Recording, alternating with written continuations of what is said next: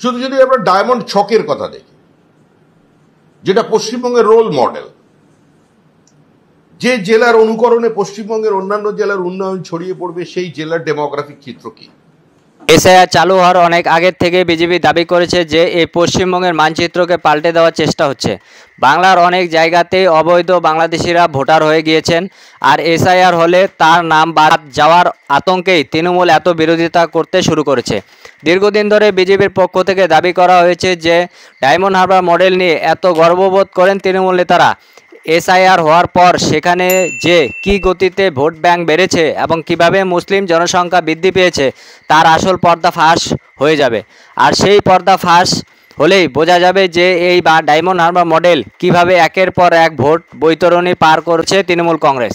এসবের মধ্যেই এবার একেবারে তথ্য পরিসংখ্যান দিয়ে ডায়মন্ড হারবার মডেল নিয়ে যে তৃণমূলে এত বেশি করে দাবি করে যে তারা এত ভোটে জিতেছে, তাদের এই ভোটের জেতার পেছনে কোন অঙ্ক কাজ করছে এবং এখানে যেভাবে মুসলিম ভোটাররা বেড়েছে তাতে ডায়মন্ড হারবার এবং জয়নগরে যে রোহিঙ্গা রয়েছে সেই ব্যাপারে বড় দাবি করে বসলেন বিজেপির রাজ্য সভাপতি শ্রমিক ভট্টাচার্য।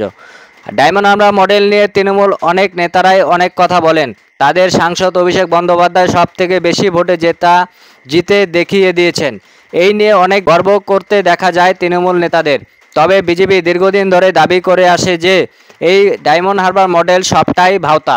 কিভাবে তৃণমূল সেখানে ভোটে জিতেছে তার রহস্য ধীরে ধীরে সামনে আসতে শুরু করেছে। এসআইআর হলেই প্রমাণ হয়ে যাবে যে এখানে অবৈধ বাংলাদেশি রোহিঙ্গা ভোটারদের সাহায্যেই তৃণমূল ভোট বৈতরণী পার হয়েছে।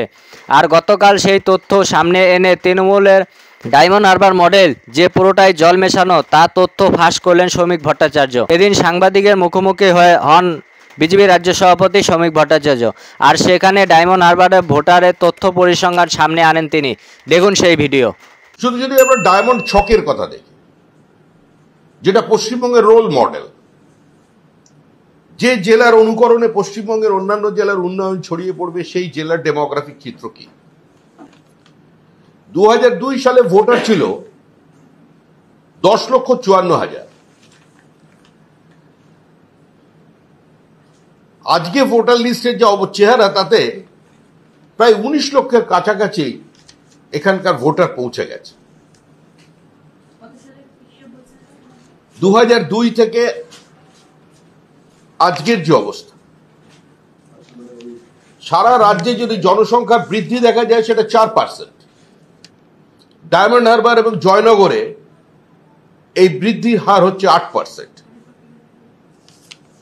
2002 সালে হিন্দু ভোটারের সংখ্যা ছিল 7 লক্ষ। 2025 সালে হিন্দু ভোটারের সংখ্যা হচ্ছে 11 লক্ষ।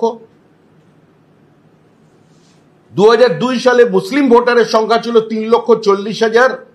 আজকে মুসলিম ভোটারের সংখ্যা হচ্ছে 8 লক্ষ ডায়মন্ড হারবার লোকসভা কেন্দ্রে। 7 লক্ষ হিন্দু ভোটার ছিল 2002 সালে, 11 লক্ষে দাঁড়িয়েছে।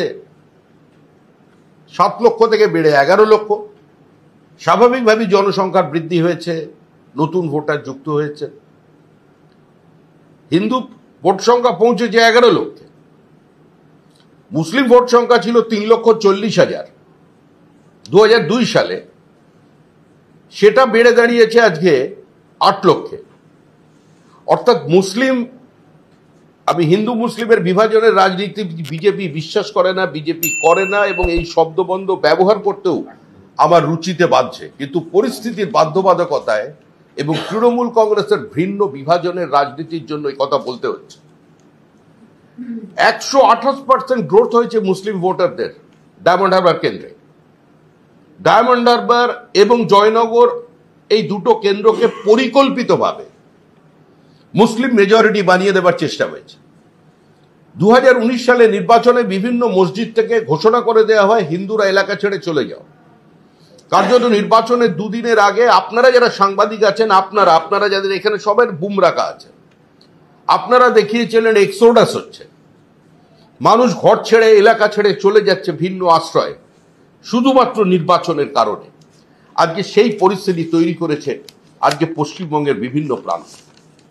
আমরা আমাদের সীমিত শক্তি নিয়ে পশ্চিমবঙ্গে 80-র দশক থেকে বলছি যে একটা সাইলেন্ট ডেমোগ্রাফিক ইনভেশন চলেছে পশ্চিমবঙ্গের উপরে।